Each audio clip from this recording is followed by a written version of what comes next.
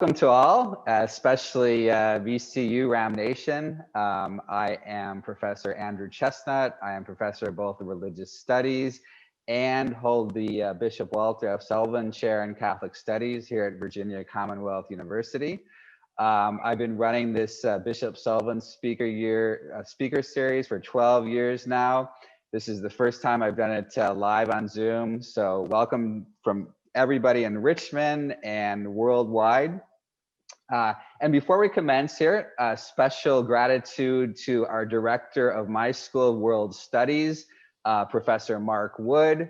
Also a shout out to our new Dean of the College of Humanities and Sciences, Dean Jennifer Malott.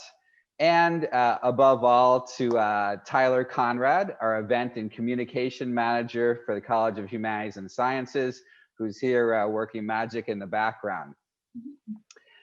Over the past 3 years, Dr. Kate Kingsbury has quickly become one of the leading academic experts on what is now the fastest growing new religious movement in the West. That would be the cult of Santa Muerte with some 12 million devotees.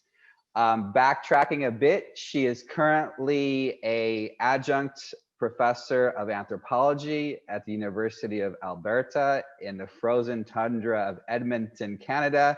I think you're showing me some images of what, 30 centimeters of snow that you already have up there.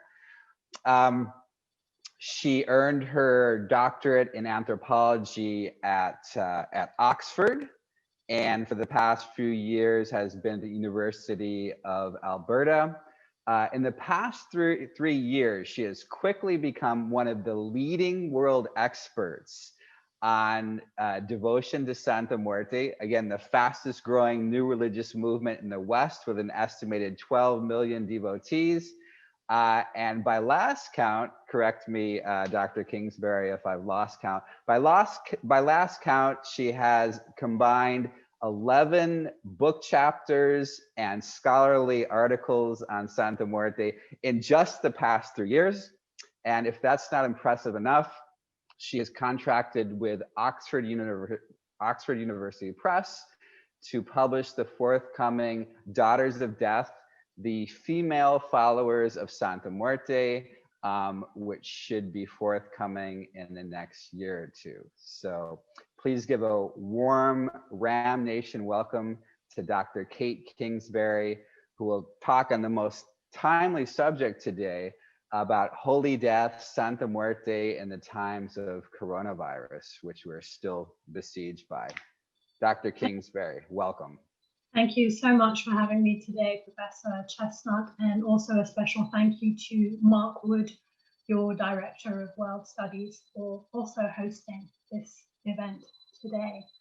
So yeah, without further ado, I'm going to just going to share my slides here with you.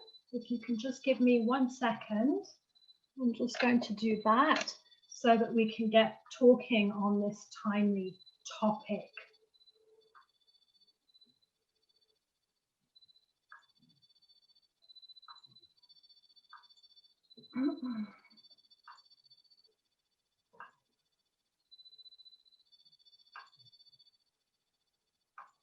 So if everybody, can you see my screen at present?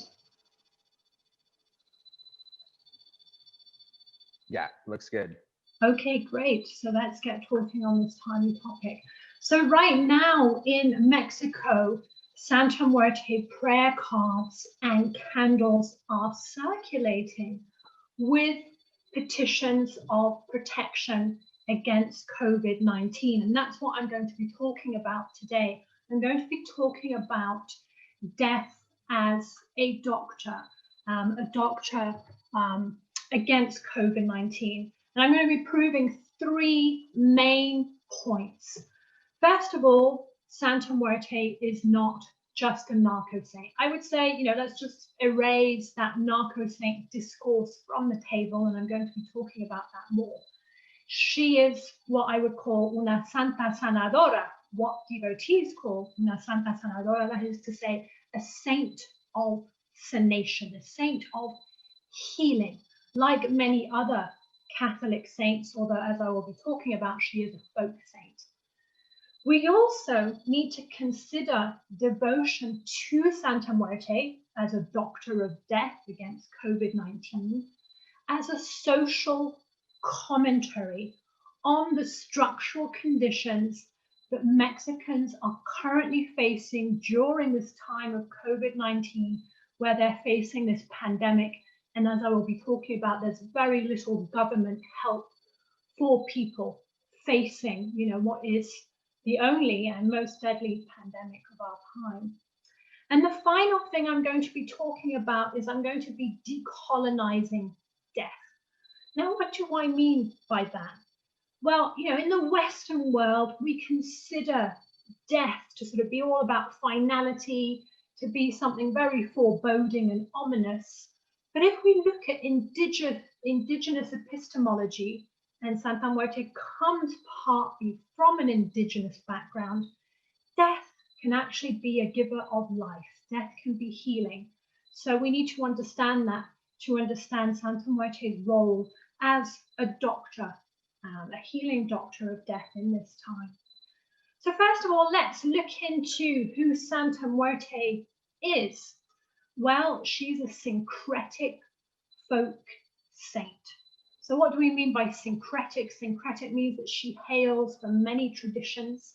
So she admixes Catholicism, as we'll see, with indigenous epistemology, indigenous ideology. And she's also a folk saint. What do we mean by folk saint? Well, obviously a saint is a religious persona who's been recognized by the Catholic Church as performing miracles. But a folk saint is just that, a saint of the folk that people have invented using these same ideas from Catholicism, that somebody who is deceased perhaps can be miraculous, can have special powers, can intercede on the behalf of God to provide perhaps healing or help in other aspects and domains to devotees who pray to that particular saint. But a folk saint is kind of different from a Catholic saint because, you think, well, why do we have folk saints? There's so many saints. As Dr. Chestnut has pointed out repeatedly, there are thousands of Catholic folk saints out there. So why wouldn't you just turn to a Catholic folk saint? Well, the thing is, a lot of those saints, they lived a very long time ago in faraway places, very far away from Mexico. And the average Mexican may not relate to that folk saint. They might think, I don't really know this chap. What does he have to do or she have to do with my life? And so they'll start to create their own folk saints that come from their own folk, that come from their own culture, that they imagine as having similar lives to themselves, similar needs, similar desires. And so there's what I call cultural propinquity. And it's easier to turn to somebody who you imagine as being from your neighborhood, from your country, right? Because you might think, oh, they can relate to me. They know what it's like on a day-to-day basis. And they might be more likely to listen to what I have to say. So most folk saints are people in Mexico. The folk saints are people who died and lived on the Mexican soil, generally had tragic lives, and who were later appealed to for miracles. But Santa Muerte is different in that she did not actually ever live. She is literally a saint of death, and I'll be talking more about that in a minute and how she came about, but she still does share that cultural propinquity. Do you have any comments, Dr. Chestnut, as the first author of the book devoted to death, Santa Muerte, the Skeleton Saint? I do not. Take it away. You're just rolling on here. So let's look at how Santa Muerte has been perceived of, labeled in the press. Well, some of you may have watched Breaking Bad. You might have watched True Detectives. Some of you students may have an Xbox or a PSP. I'm not sure. I think it might be on Xbox. There's a game called Ghost Recon Badlands. In all these media depictions, in the press as well, and the Mexican state, Santa Muerte is persistently portrayed as a narco saint. That is to say, a saint venerated only by narco traffickers who, you know, like to do dirty deeds supposedly and supplicate this folk saint to help them with these dirty deeds and vindicate these dirty deeds. But, you know, I want to dispute that. Narcos are a very small minority in the devotees of Santa Muerte. And most devotees are actually working class people who've been marginalized by the state, who don't have many opportunities, who are living in often extreme poverty, in precarity, and, you know, who pray to the saint based, as I said, on this cultural propinquity for favors of love, of healing. They may not be able to get to their local Catholic church, especially right now during times of COVID. You know, we're all stuck at home, our movements are restricted. But lots of Santa Muerte devotees have home altars. You can see one in this lovely picture here that I've provided for your viewing pleasure. And, you know, this allows people to pray easily at home without having to go through intermediaries such as priests, having to go to church. They pray at home. And a lot of these, you know, working class people have very tough lives, and their lives have been made worse by COVID-19, as all of our lives have, right? All of you are sitting at home right now watching this, probably thinking, I wish I was out and about right now, but you can't be because of this bloody pandemic. So COVID has worsened conditions for everybody, and especially in Mexico, where people are already living in poverty and precarity, and where the state has really ratcheted down because people over there are living in a state of austerity. The government has cut budgets on everything. So, you know, people are really going through tough times. So the third point, or rather the second point that I'm making here, is that Santa Muerte offers a social critique of the Mexican government's inability to deal with coronavirus. What do I mean by that? Well, I mean that supplication of Santa Muerte allows us to see that the supplication in many forms is a criticism of the government, of the conditions that people are having to face right here, right now, at this very moment in Mexico, and the suffering that they are going through. So how are they dealing? You know, how do you deal with suffering, right? And let's look at the context. Mexico, fourth highest number of deaths in the whole world right now. People are dying like flies, I hate to say it, on a daily basis, right? It's in the top 10 of new infections at number nine in new infections. And furthermore, whilst in the US, you might think that testing is limited, there is easy access. And I know this from Professor Chestnut, who told me that various members of his family went to get tested for COVID at some points when they were flying around the country and visiting him. But, you know, there's very limited testing in Mexico. So people are flying blind. You can't really tell whether you have COVID or not, or whether you just have dengue fever, which is a common illness that people get in Oaxaca from mosquitoes that mimics COVID. It's very difficult to tell. And if you can't tell if you have COVID, then, you know, how can you keep a track of things? So the government, as I said, has been cutting budgets left, right, and center. So they haven't been investing money in, you know, getting testing in place, getting the right PPE, you know, protective equipment in place, etc., etc. Instead, they've been relying on herd immunity and the hope of a vaccine. So how have they been dealing with the virus? Well, through marketing schemes. That's the only thing they've really, really done. And one such marketing scheme you can see on your screen right now is Susana Distancia. Professor Chestnut, you're a fluent Spanish speaker. If you could perhaps translate here the play on words with Susana Distancia. Yeah, it's a very clever phrase that literally means your safe distance. Su sana distancia, your safe distance, which you see President AMLO not keeping there, right? Yeah, and so that's what's been happening. So they told people to keep a safe distance, like social distancing, which we've been encouraged to do. But the president actually has not been doing this. He's been flaunting his own advice and, you know, been seen unmasked in public and close to other people. So the Mexican public has been taking the piss out of this a bit. And we see it in this little meme that's been circulating on social media, where he's actually seen snogging Susana Distancia, giving her a good old kiss. And this is a critique of the fact that he's not been able to follow his own advice.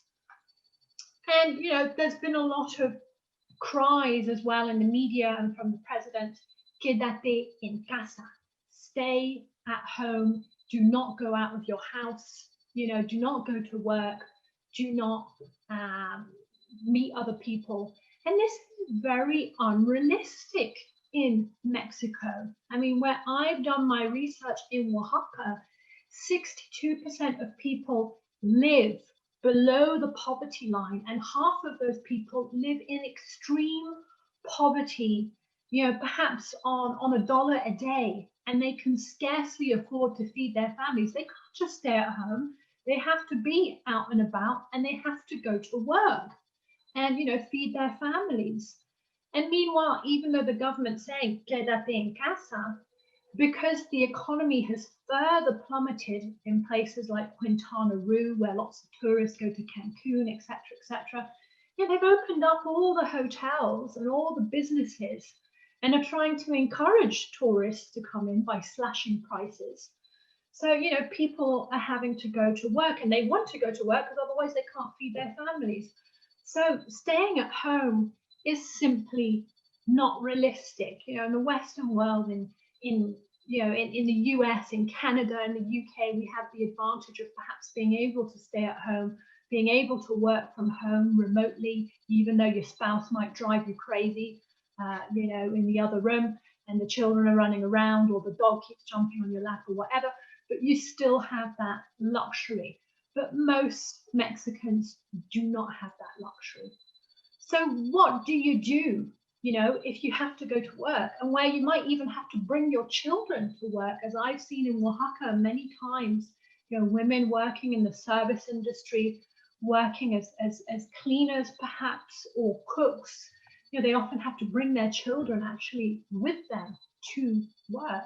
So what do you do in that situation where you have to go to work, but you're fearful because you know COVID-19 is dangerous and could pose a very real risk to yourself and to your family? And let's remember that lots of Mexican families, especially in Oaxaca, where I do my research, live with, you know, the grandparents around.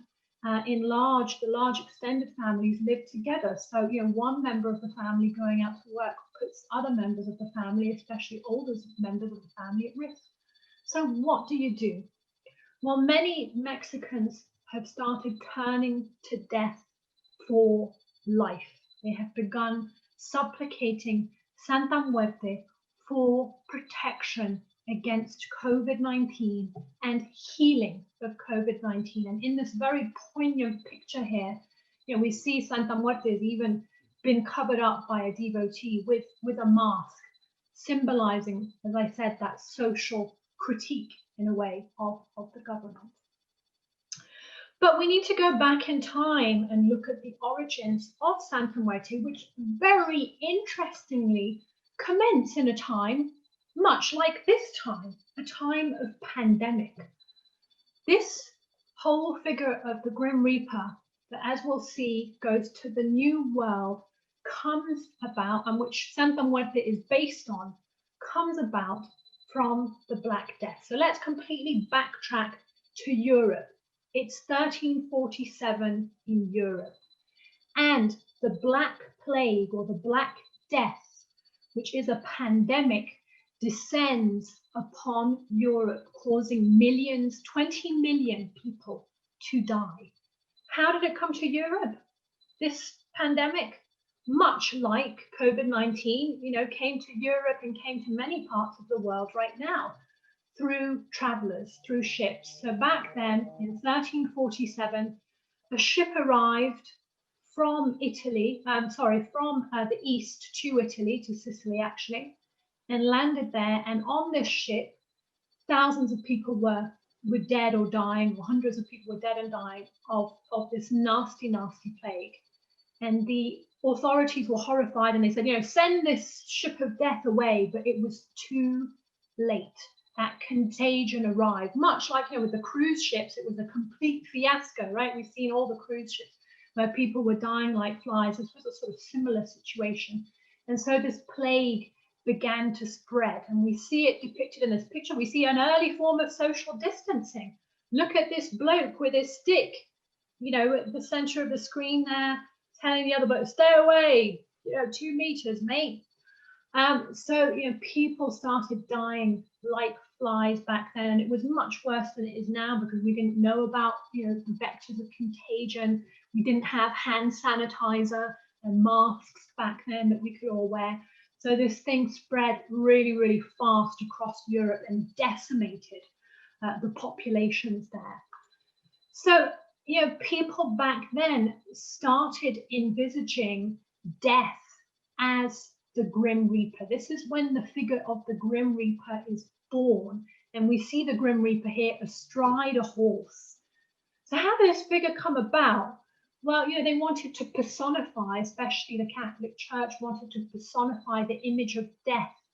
And peasants back then in the 14th century used to use scythes to lop the heads off, corn, wheat, etc., their harvest. And so they imagined the figure of death was lopping the heads of people and causing them to die. And the Catholic clergy actually started using this figure of death to represent, this mass decimation during funeral rites, in art, etc., etc., in the dance of death, which I know you, Dr. Chestnut, have written about and are writing about right now. Do you want to tell us a little bit about that dance of death? Yeah, it was really, it starts as with one of the first artistic depictions of memento mori, which literally means remember death. And like Santa Muerte's great leveling scythe, most of the time depicted in the Danse Macabre, we see this circular dance in which Europeans, French, Brits, Germans of all social classes, from princes and bishops down to paupers, are all kind of united in this final dance of death as they make their way to the cemetery. And so even back then, we have this really salient theme of the leveling effect of death that really, as you're going to highlight, really is so popular. One of Santa Muerte's most popular appeals in Mexico especially, which is so beset by great socioeconomic inequalities.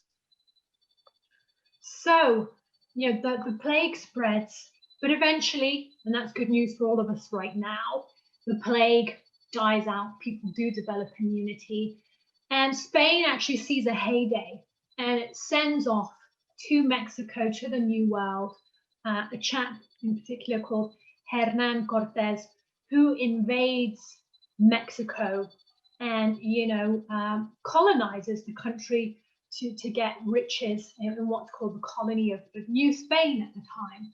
And part of this whole colonial venture is the conversion to Christianity, right? Converting indigenous people that are met by Catholic clergy to Catholicism in the New World, as we see in this picture. And what they do is they bring along all sorts of figures that are really important in Christianity, such as Jesus, such as Mary. They bring along icons, pictures, right, to help convert people to tell the story, as it were, of the Bible, etc., etc. And a figure that they bring along with them is this figure of the Grim Reaper that originated, as we saw, in the times of the plague. Now, they bring this figure of death to the New World just to symbolize death, right? The death of Jesus, the fact that Jesus was triumphant over death.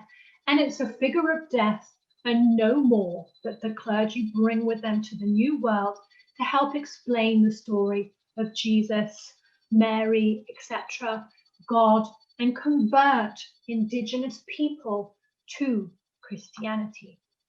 And they also bring with them many, many figures of saints, from St. Jude to Santa Martha, who we see here on the screen. And as Burckhardt records, together with Christian teachings, crucifixes and saints' images were the principal cult objects. So they were very important, and people started, supplicating these saints.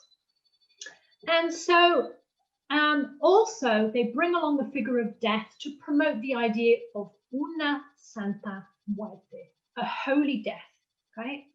And the idea of a holy death is to be a good Christian. They're encouraging indigenous people to be a good Christian, to confess regularly. And when you die, when it's your moment to die, ideally, you should have a priest at your side, and that will allow you to have a good death and go to heaven and join the angels and, have a smooth and tranquil death. Now, indigenous people actually get sort of confused with all of this stuff, which is very foreign to them, right? And they've been told about saints like Santa Martha, and then they're being told about a Santa Muerte. So it's very likely that they started confusing the figure of death with an actual saint in itself, thinking that this figure of the Grim Reaper was to be supplicated like other saints, and perhaps like a Santa Martha figure, right? And why would they get confused? Because they themselves worshipped death deities.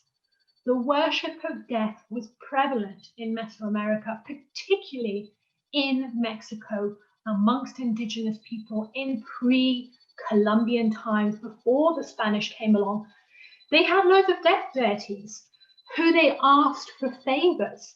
And here is one such death deity on the screen, the Aztec death deity, Mictlacihuatl, who was a sort of goddess of death that the Aztec people turned to and asked for all sorts of favors of healing, favors of health, etc., etc. And she's not the only one.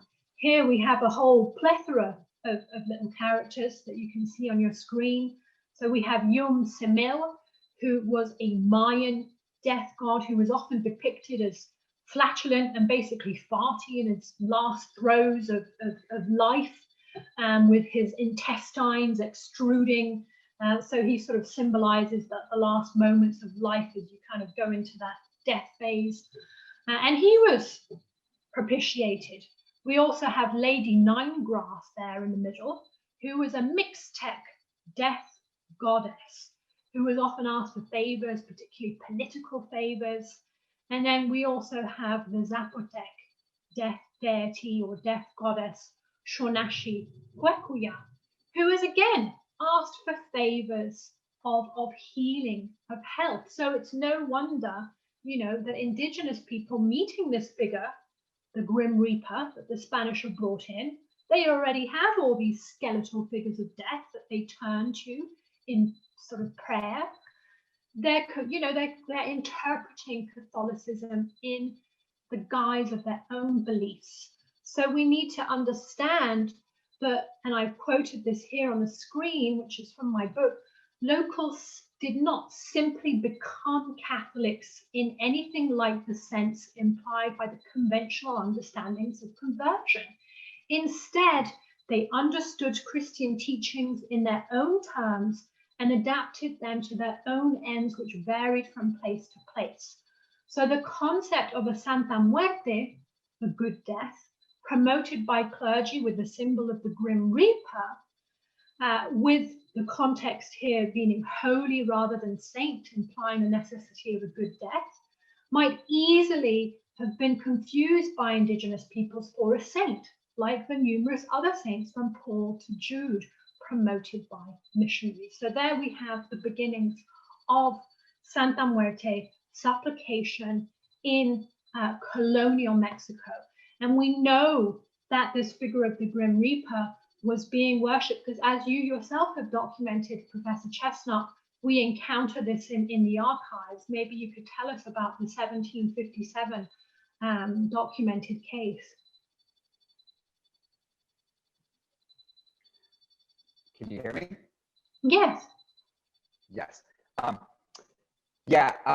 We have the first mention of Santa Muerte in the Mexican archives, actually in the annals of the Spanish Inquisition, when inquisitors get reports that Chichimec indigenous people out in the present-day states of Guanajuato and Querétaro are venerating a skeletal image that they're actually referring to as Santa Muerte or Holy Death. And the inquisitors ride out from Mexico City and find the rumors to be true and proceed to smash the skeletal idol and detain some of the indigenous devotees. And so we have two reports of this, the first time in 1793 at the end of the Spanish colonial era, and then again in 1797. And then, of course, Santa Muerte disappears from the Mexican historical record. Back to you, Dr. Kingsbury.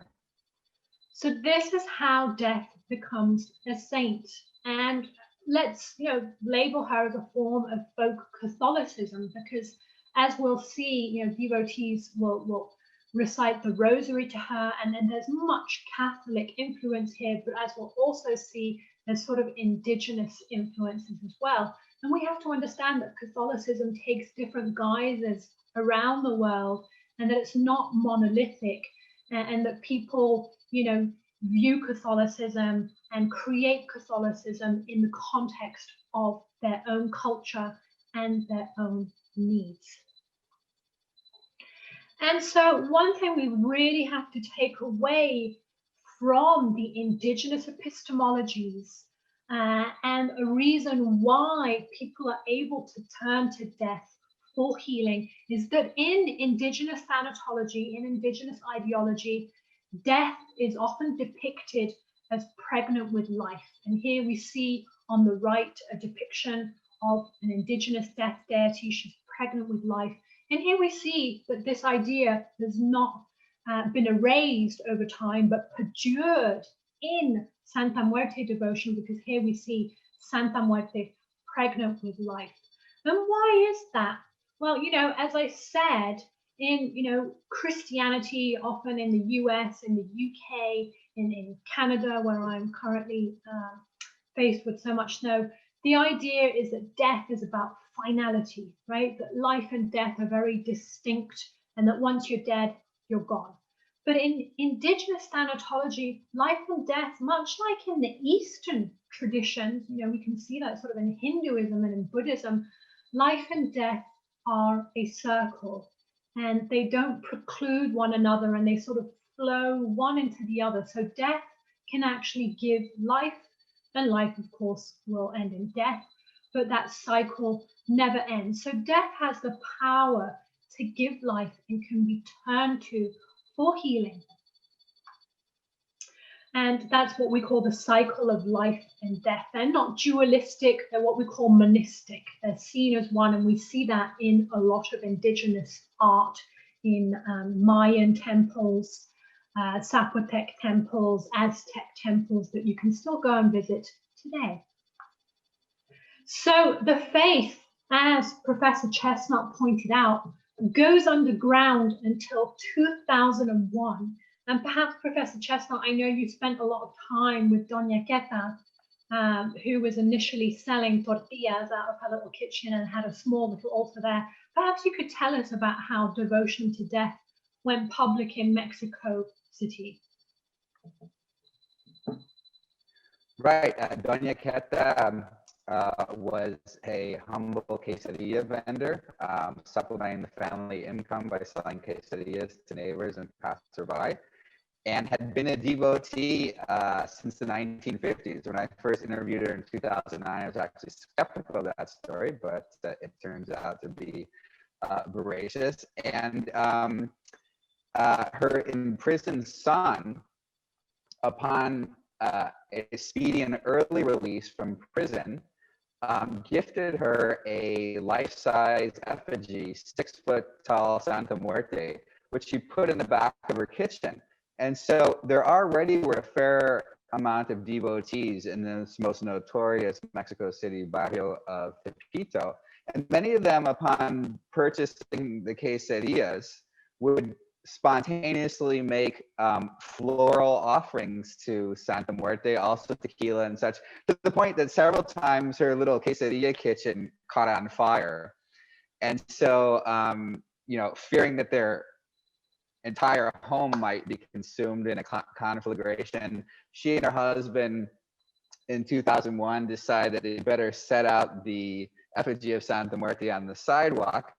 And so they have a little ceremony as Halloween turns to the first day of the Dead in 2001. And this kind of marks the unintentional outing of the skeleton saint of the closet, and leads to what had been this clandestine veneration, clandestine cult of death, to the very public devotion that it is in Mexico today. So she really was the unintentional godmother or pioneer, and she's still there holding her monthly Santa Muerte rosary services. In fact, they just celebrated their 19th anniversary on the 1st of November, and she, I believe, is 78 years old now. Wow, thank you. So yes, so devotion to death was very clandestine until Doña Queta brought it out to the public. And I'm not going to focus on that today, but I briefly want to talk about the fact that Santa Muerte is kind of a very gynocentric, a very female-centered faith, and it has largely been women that have promoted this faith across Mexico. Doña Queta has promoted the faith. Also, another famous figure is Enriqueta Vargas, who created a transnational church that's not only in Mexico. She unfortunately died now. Not only in Mexico, but across, I think, much of Latin America, into Colombia, into Costa Rica, and other places. So she spread the faith. In Cancun, the witch and curandera folk healer Yuri Mendez, I'll be talking about that. She has been promoting the faith across that part of Mexico. Andrew, I'm hearing some interference on your end. Can you maybe mute your microphone for me? I'd really much appreciate it. I'm hearing a bit of noise over there. So we have Yuri Mendez in Cancun, who has been promoting the faith. And in Oaxaca, where I've been doing my work, the indigenous Zapotec leader, Doña Elena.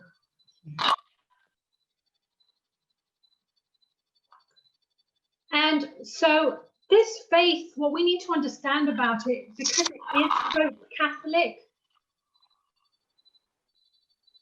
is folk Catholic, there is no official clergy, there is no official discourse. It's really created by the people, for the people. So Santa Muerte devotees and leaders can create the faith in response to anything they need. It's not being guided, say, by the Pope.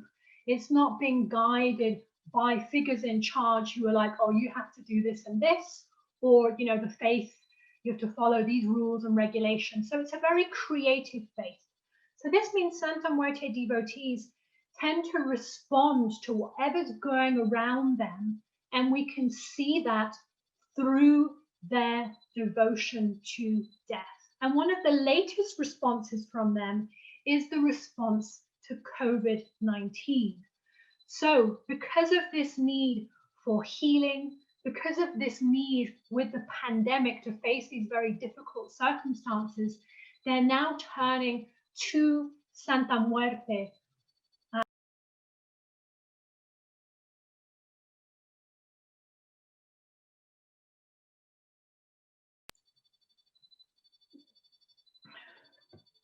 Can you hear me, Dr. Chestnut? It looks like on my screen I was just muted, it said.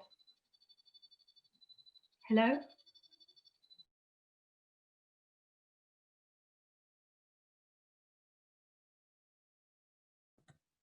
Hi, Kate. You're all good. We can hear you.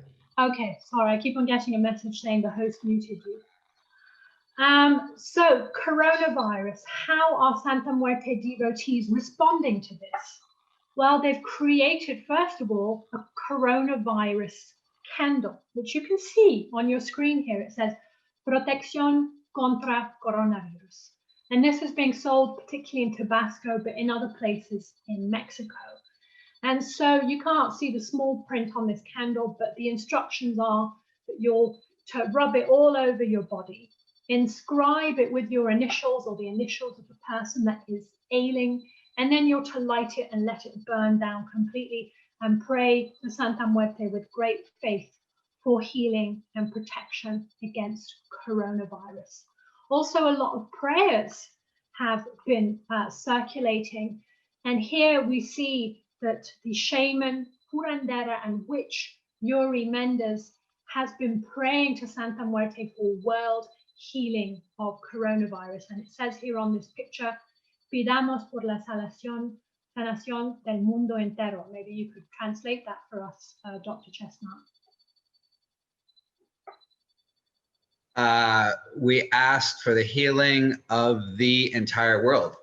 Yes, so devotees have been praying to her for world healing and creating coronavirus specific prayers.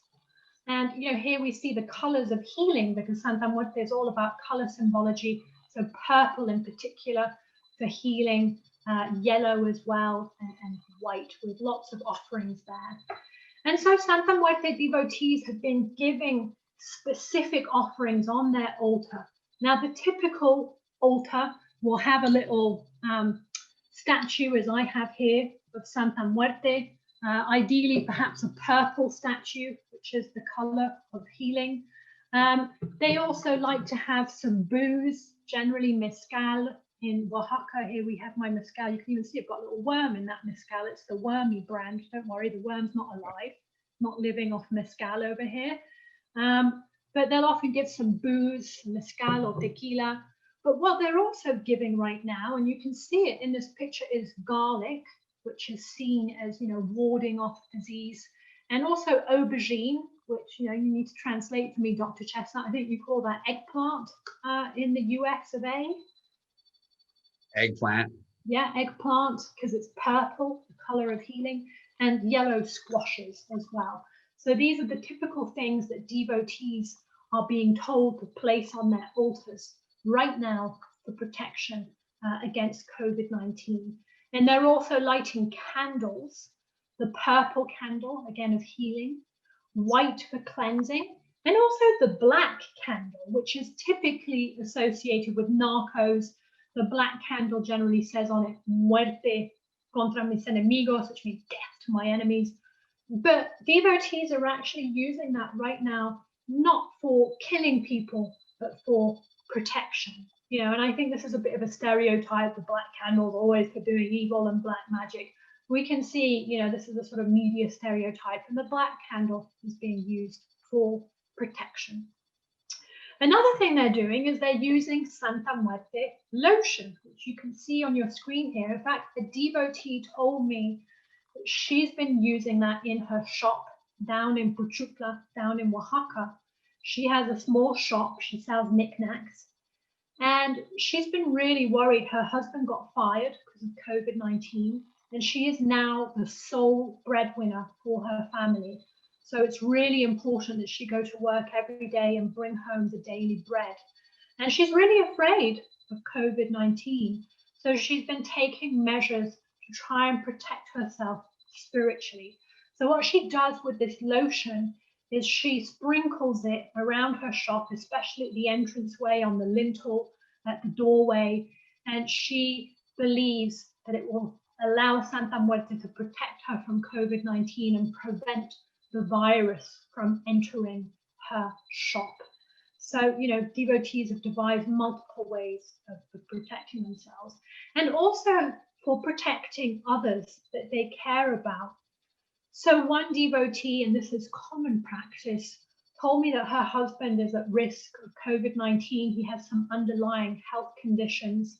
So she placed his photo on her altar and she's placed it next to a statue of Santa Muerte and asked Santa Muerte to look out for her husband and protect him from COVID-19. And what we've also seen lately on Santa Muerte altars, and I saw one on the altar of Yuri Mendez, the witch down in Cancun who works with Santa Muerte, is El Niño Doctor. He is an advocation of the Christ child. We can see in his get-up here, he's pretty hardcore, this little lad. You know, he's got all this protective PPE on, which he's typically featured in because he's a doctor, but it's kind of seemed to intensify with COVID-19. And so he's being supplicated alongside Santa Muerte because this is not an exclusive faith. You know, devotees will pray to Santa Muerte, they'll also pray to Jesus, to God, and they're praying right now to El Niño Doctor to help Santa Muerte with the healing, in particular of children, because as we see, El Niño means the child, El Niño Doctor, the child doctor. He's being prayed to in particular for poor little wee children who are at risk of coronavirus. And this picture in particular is very poignant from the shrine of Yuri Mendez. She was praying for a little lad. His name begins with an R, which is why we see on the necklace of El Niño Doctor an R. She was praying for a wee little lad who's been in hospital with cancer and who the parents very much fear could also die from coronavirus because there's been a lot of coronavirus in the hospitals in Mexico. So she felt that Santa Muerte, you know, was not appropriate to pray for the little one. So she turned to El Niño Doctor for this poor little boy. And so far, so good, he's been okay. But I think that really attests to the fact that, you know, this is a really serious pandemic. And Santa Muerte is not seen as sufficient. She's seen as needing the help, you know, of this little wee helper, the child, the Christ child doctor. So I think that's very poignant there. And death is also working right now as a defender of frontline workers. A devotee from Veracruz, who is a nurse, she told me that she's a devotee of Santa Muerte. And every day she has to go into work, and you know, there are people dying from coronavirus. She works with the elderly in a hospital, and she's seen many elderly people die from coronavirus, and she has to go and work in that environment every day, and it's very, very scary for her. But you know, she can't stay at home. She's got a duty to do, and so she's been, as I said, very afraid for her own life, for getting, you know, the virus, potentially passing it on to her loved ones. So she's been wearing, first of all, her Santa Muerte necklace every day to work. And she's been praying also at her altar. Every night she comes home and she prays to Santa Muerte to keep her safe from the virus. And she told me that one of the things that she does with her Santa Muerte, she told me that her Santa Muerte likes tequila. She likes tequila a lot. And sometimes she comes home from work and she feels like a tickle in her throat. And she's like, oh my God, I'm getting coronavirus. So what she does is she has a drink of the old tequila with her Santa Muerte and imagines the tequila cleansing her throat and Santa Muerte cleansing the virus from her. And she gives some to Santa Muerte as well as an offering. So death, you know, is working here to defend frontline workers as well. But death is also having another role because, you know, people are dying, and this nurse told me that she's seen people dying around her on a daily basis from coronavirus. And death also allows people, worshipping death allows people to accept that other people may die. And she told me, you know, obviously I'm very saddened by the fact that I'm seeing these people die, but it sort of reassures me to imagine them in the bony embrace of La Santa Muerte. It's almost seen for her sort of like a homecoming. And we can see, you know, this reflected in Mexican culture in the expression, si te toca, te toca. If it's your time to go, it's your time to go. So devotion to death also allows people to accept that fact that if it's their time to go, it's their time to go. And she told me she had a very personal conversation with Santa Muerte at her altar. She said to her, Santa Muerte, I really don't want to die right now, but I want to live, you know, to have children, to live, to be old. But I understand that it may not be, you know, my place to live that long. And if you need to take me right now, I understand. If you need to take me, I know I will be in your bony embrace. But please, you know, do let me live another day. So it allows people to have those kinds of discussions, which, you know, perhaps we would normally keep under wraps, and allow people to face death should, you know, that possibility be there. So this is what I wanted to talk to you about today to wrap up. The fact that many Mexican people right now, more perhaps than ourselves in the safety of our homes right now, are having to deal with this potentiality of death in a country where the government is doing very, very little to look after them, to protect them. You know, the government's not giving handouts. Right now in Canada, people are getting handouts so they can stay at home, or, you know, so they don't have to go to work. This is not happening in Mexico. People are having to confront COVID in a very real way. So to summarize the main points that I've made today, Santa Muerte, you know, has really gotten a bad rap, but she's not a narco saint. Right now, we can really see that she's come through as a saint of the nation. People are turning to her in this very difficult time, and religion has become a tool for coping with this pandemic. And indeed, religion has always been a coping tool. If we look at Jesus, right?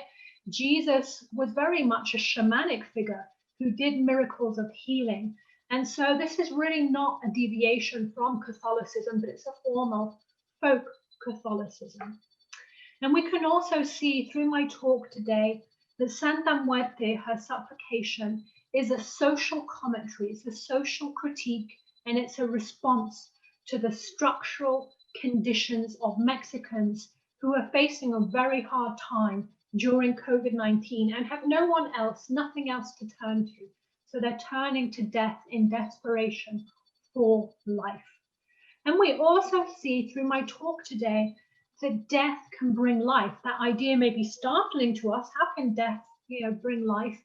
But if we look at the indigenous origins of Santa Muerte, these indigenous thanatologies, then we see that death in this pre-Columbian ideology can be a source, and a powerful source at that, of life and of healing and of well-being, but also that it allows death to be accepted should that time come. It's a bit more reassuring to think, you know, if someone dies in your family, it might be reassuring to think, well, they're in that bony embrace of my good friend, La Santa Muerte.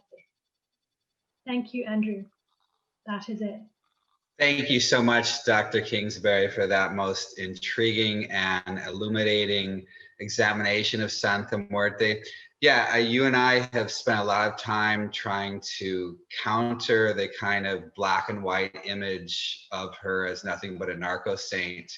And this today was a major contribution in doing that, because as I pointed out a few years ago in my book, Devoted to Death, one of the things that really surprised me about her was that one of her major roles is as a supernatural healer, is as a curandera. And so here we see it thrust into high relief during this time of pandemic, which is, as you state, Mexico is number 4 or 5th in the world in deaths, and 9th in new cases.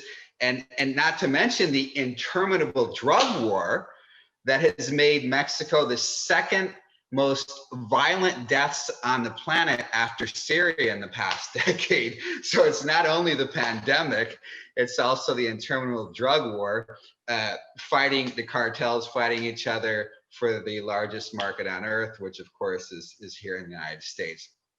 Anyway, thank you so much for illuminating on us. And Those of you who have questions, we have about 20 minutes for Q&A, and you might see the Q&A button down in the middle of your screen, right to the left of the chat and to the right of participants. So let me see if we have any. Right. Can you also see that, Dr. Kingsbury, the first question from my colleague, Dr. Edward Absey? Sure, why don't you read that out to me? I'll read it, yeah. From my colleague, anthropologist, Professor Edward Absey, he says, why do you think devotion to Santa Muerte is fast exceeding, maybe displacing worship of the Virgin Guadalupe in Mexico?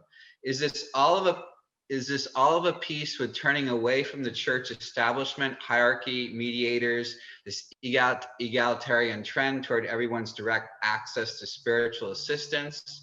La Guadalupana would seem to check the box on what you call cultural propinquity, but perhaps she is not so representative of the more dire circumstances people find themselves in, for example, the current COVID pandemic. And or perhaps because La Guadalupana is a symbol of the nation and as such may be associated in some way with a government that fails to help. Did you get that? Or I did, and I think that that's an excellent comment. So thank you, Dr. Absey, for that. Yeah, I don't think that Santa Muerte devotion has completely, obviously, displaced the Virgin of Guadalupe, and of course, many devotees turn to multiple figures, but I think you're right, some are turning away from the church as an establishment. And I think that they're turning away from that establishment, first of all, because as we've seen, Santa Muerte really sort of places the power of religion back in the hands of the devotees. So as I said, you don't need to go through the church. You don't need to go through intermediaries. You can very much be the creator of your own devotion, and there are sort of no rules and regulations. Also, as Dr. Chestnut, thank you so much for pointing that out, in the context of the drug war and a lot of violence, people may be directly or indirectly related to that. They may feel that they have sinned in certain ways, but Santa Muerte is sort of not judgeful of that. It's not a very sort of guilt-based religion. So I think there's also that aspect to it, that no matter what you've done, you don't need to go and confess at church. She's still going to listen to you. And I think that you're right. I think that, one thing that really struck me when I was doing research in Oaxaca was that proximity of death. I was specifically looking at femicide at that time, but I realized one night that it felt very much like my own life was on the line. I had a horrible car crash at night. I shouldn't have been out at night, but I got waylaid. And I had a horrible car crash on this jungle road. And I was really afraid for my life because cars were going by at night that, God knows who could have been in those cars.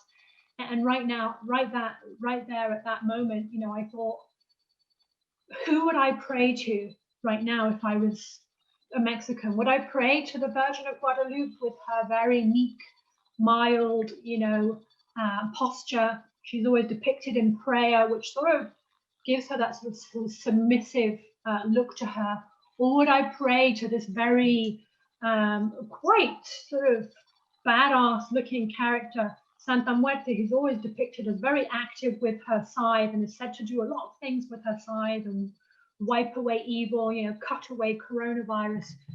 Who would I turn to? And I thought, yeah, I can understand turning to Santa Muerte when you're in dire conditions, especially when death is looming large. It seems more direct to go through death herself than to go through this virginal character. But I think you're absolutely right. I think people are turning away in many ways to that church establishment that perhaps is linked also politically to the government in Mexico.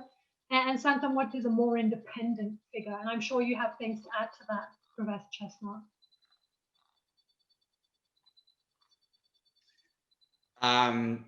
I could, but actually there's another question here.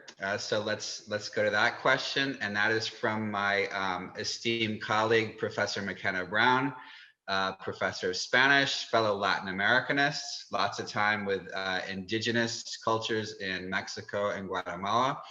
And he says to Dr. Kingsbury, great presentation, thanks so much.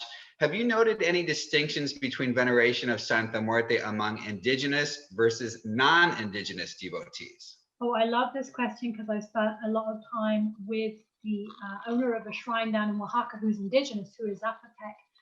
I would say that indigenous devotees really infuse their devotion with more indigenous lore. For example, Santa Muerte, when Doña Elena has discussions with Santa Muerte, she likes to speak to her in Zapotec. And I've noticed that indigenous devotees really like to emphasize the indigenous identity of Santa Muerte. And I think that the reason, I mean, all devotees will do that, but indigenous devotees in particular told me, you know, Santa Muerte is indigenous. She's always been here since pre-Columbian times. We just worshipped her under another name. We worshipped her as, you know, Mictecacíhuatl, or we worshipped her as Xonacxicuecuya, the Zapotec deity. And I think that there's a very important reason for this. Aside from, you know, the drug war that plagues Mexico, and aside from the femicide, there is also a lot of racism in Mexico against indigenous people. I mean, we saw that with Yalitza Aparicio, the indigenous Oaxacan actress who recently was, her film Roma was awarded an Oscar. And then we saw all these Mexican fair complected actors come out and say, you know, that pinche indio, which is a typical slur against indigenous people in Mexico. Yeah. That stupid Indian woman, how could she be part of an Oscar-winning film? I mean, there's a lot of racism towards indigenous people, and I've seen that firsthand with Doña Elena, who has faced racism and sexism as an indigenous woman who can't read or write and been economically exploited. So calling Santa Muerte indigenous, you know, really talking about those indigenous ideologies and talking about her powers as originating from that pre-Columbian past, reverses that rhetoric of racism and recasts indigeneity as something positive, as something very powerful, as something that you're proud of. And so I think that's why indigenous devotees really like to emphasize the indigenous origins of Santa Muerte, because it really counterposes that racist rhetoric. I would add, and as you well know, actually one of the great trends in devotion among both indigenous and non-indigenous devotees is to view Santa Muerte as that Aztec death goddess Mictecacíhuatl, who before the Spanish conquest, there's actually an Aztec month of the dead, roughly corresponding to our month of August. The Spanish come in and shrink it, reduce it to the 2 days of Day of the Dead. But the patron god, or the matron goddess presiding over the Aztec month of the dead was Mictecacíhuatl, who more and more during recent Days of the Dead has been incorporated into Day of the Dead commemorations by Mexican devotees, both indigenous and non-indigenous. And for the past 5 years, the Catholic Church in Mexico has been issuing admonitions against this. If parishioners do not integrate Saint Death into your Day of the Dead commemorations. She's satanic. She does not belong in the commemoration of her ancestors. So yeah, we're even seeing that indigenous influence becoming trendy among the great majority of devotees who are non-indigenous. We have another question, Dr. Kingsbury, and I recognize this surname here. Surname is Chestnut. So it turns out my father is in attendance. Dr. Robert Chestnut asks, do we have any polling research to indicate how many devotees there are and what their demographic composition is? Unfortunately, we do not. Pew has not carried out a cohesive and coherent polling of Santa Muerte devotees. Your son has guesstimated based on his research and discussions with David Romo, who was formerly a priest of Santa Muerte, but who I think has been in jail. So it's been all about the female founders of Santa Muerte since that time. But Professor Chestnut guesstimated 10 to 12 million devotees across the world, with about 7.5 million of those being in Mexico. And he spoke about in his book, which was really the impetus to my own research, he spoke about the large numbers of female followers that he's often found in shrines during his visits. And you know, he discussed this with Doña Queta, this female founder in Tepito, who has been very instrumental in the faith. And she also acknowledged that female devotees seem to outnumber male devotees 2 to 1. And my own work in Oaxaca, and also more recently in Quintana Roo in Cancun, has confirmed that it is often women that are at the forefront, both as founders and as followers of the fierce female folk saint. So women have been at the forefront, and I think this is in particular because from what I have seen, you know, women are heads of household. If there's COVID-19, who's going to be, you know, looking after the sick, right? Who's going to be tending to the sick? Who's going to be tending to the ailing? Who's going to be looking after the children? It is women. So I think women have the strong religious need. And I think that Santa Muerte as a female figure appeals to them precisely because she is a woman. She is of the female gender, and also because she's very fierce, and that empowers them and gives them strength to take sort of agency into their own hands in these onerous situations that they face. Yeah, and segueing on the female theme, I'd like to point out of the 3 giants of the Mexican religious landscape, 2 of them are female. Santa Muerte, the Virgin Guadalupe, who really is the preeminent, most popular Marian advocation in the world. And the third is St. Jude Thaddeus, patron of lost causes. So one could really say that, keeping in mind that the Virgin Guadalupe has always kind of been a constituent part of Mexican national identity, not only Mexican Catholicism, but Mexican national identity. So one could say that Mexican Catholics who become devotees of Santa Muerte, in a way, were kind of religiously conditioned or primed already, having kind of as the star of their Catholic devotional life, the great figure of the Virgin Guadalupe. And in fact, too bad you don't have the an image of Guadamuerte, do you, Dr. Kingsbury? So there's this very controversial fusion figure that fuses the images of Santa Muerte and the Virgin Guadalupe together, much to the chagrin of the Catholic Church, who of course sees that heretical, which has been pretty popular among devotees on both sides of the border for the past 10 years or so, and I call the image Guadamuerte. But yeah, Dr. Robert Chestnut, Dad, yeah. One of the kind of the great laments of our research is that lack of Pew Research type surveys. So all we can do is guesstimate. And my guesstimate of some 12 million devotees would be about 5% of the Mexican population. And if I'm right about 12 million, this is really only in the space of the past 2 decades. If that 12 million is correct, put that into the context. The total global Jewish population is only 14 million. And so if we have some 12 million in the space of 2 decades, this is why, you know, it's to talk about meteoric, explosive, mushrooming growth is not hyperbole here. And keep in mind, just as most new businesses fail, so do most new religious movements. And this is definitely one that has bucked the trend and that is prospering, not only in Mexico, but globally as well. There's actually many devotees in Dr. Kingsbury's native UK. There's a London group of Santa Muertistas, which has existed for the past 8 years or so.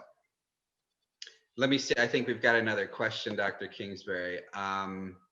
Oh, from fellow Brit, my old friend from the UK, Joan Ball says, have you found more devotees in Catholic countries?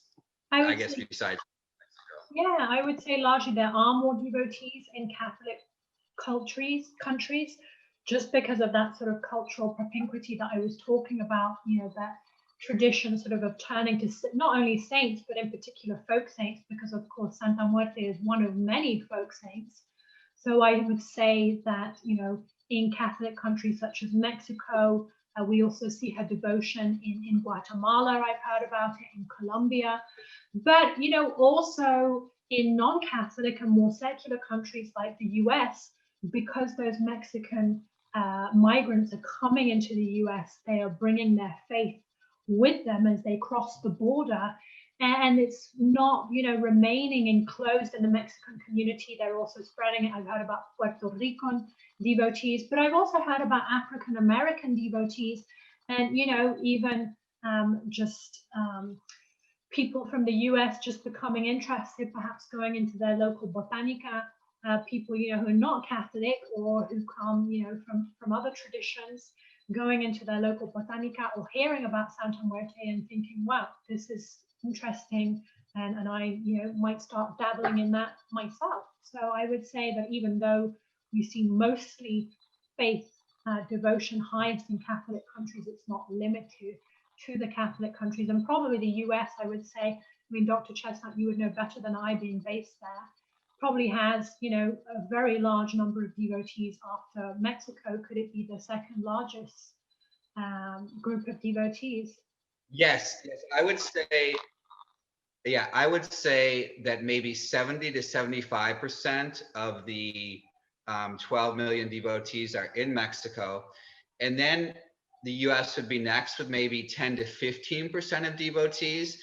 And then Central America, particularly Guatemala, El Salvador, and Honduras, have very robust populations as well.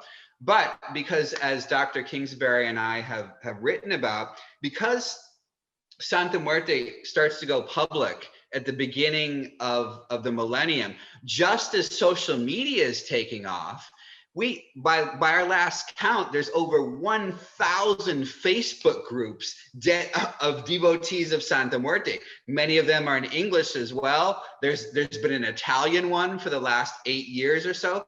So Facebook in particular has been a really important platform for the globalization of Santa Muerte. And in conjunction with kind of the trendiness of Mexican death culture. I mean, look at Coco. Coco, the animated Disney Pixar film, broke box office records in China. And so there's Santa Muerte is also kind of riding that trendiness factor as well of you know, Mexican death culture, La Catrina, Days of the Dead, etc. And I think that she's also been riding the trend, particularly in Europe, also amongst white devotees in Canada and in the US, the Wiccan sort of pagan trend, the desire to go back to more matriarchal, matrifocal, gynocentric religion based on goddess figures. And most of the devotees that I've seen that come from perhaps England, you know, London, where I'm originally from, or, you know, in Canada, who are of Caucasian background, most of those devotees are riding the Santa Muerte wagon because of this whole, they see her as a sort of pagan figure.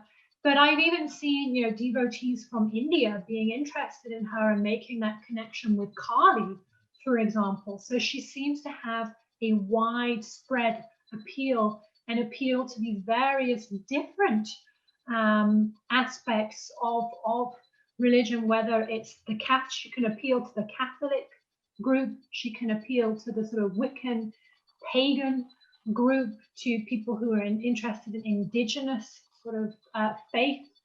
So I think she has a very wide appeal, wouldn't you say, Dr. Chestnut?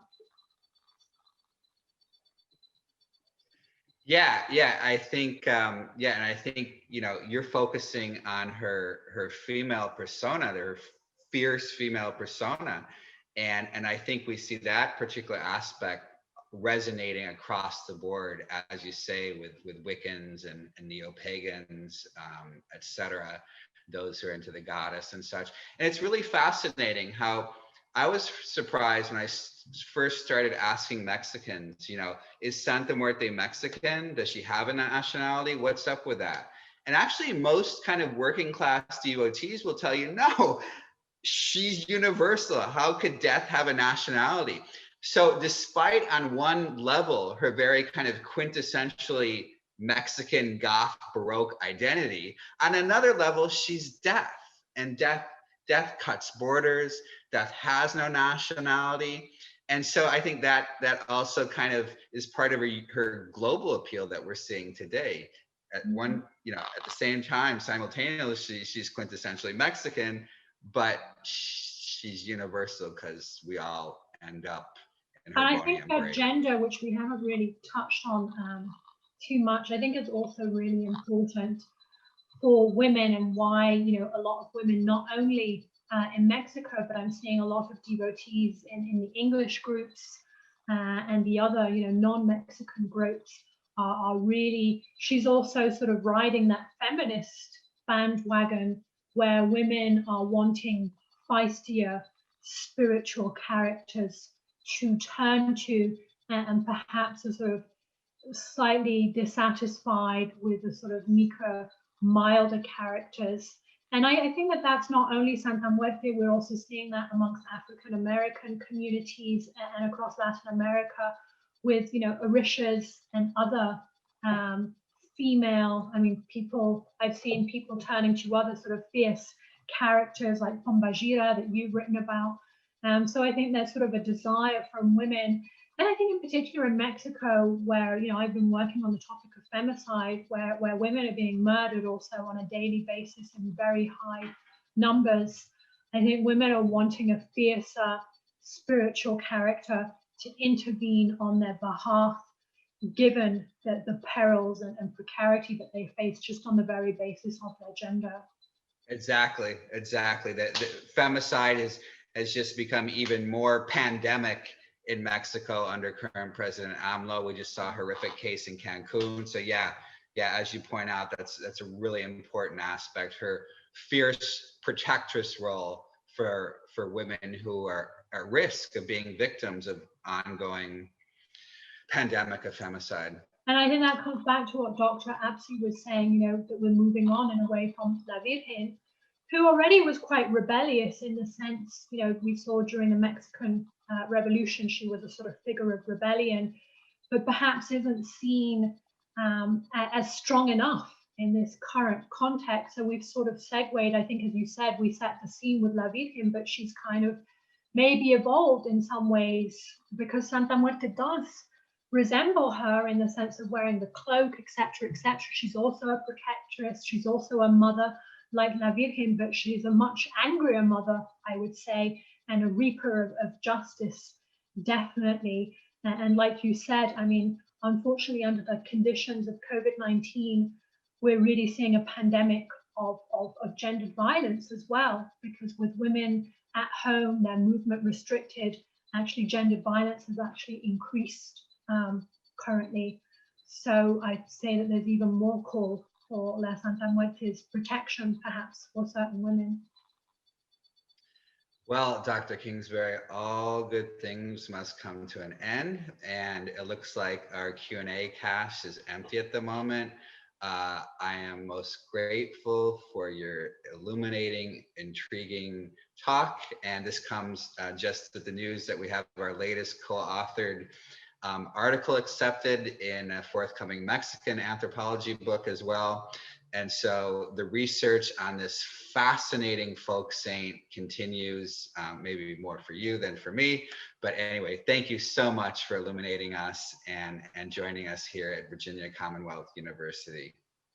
Thank you very much. Thank you so much. Thanks to all the attendees as well. It's been fantastic. Appreciate your really good questions as well. Thank you for inviting me, and thank you to all the attendees. It's much appreciated.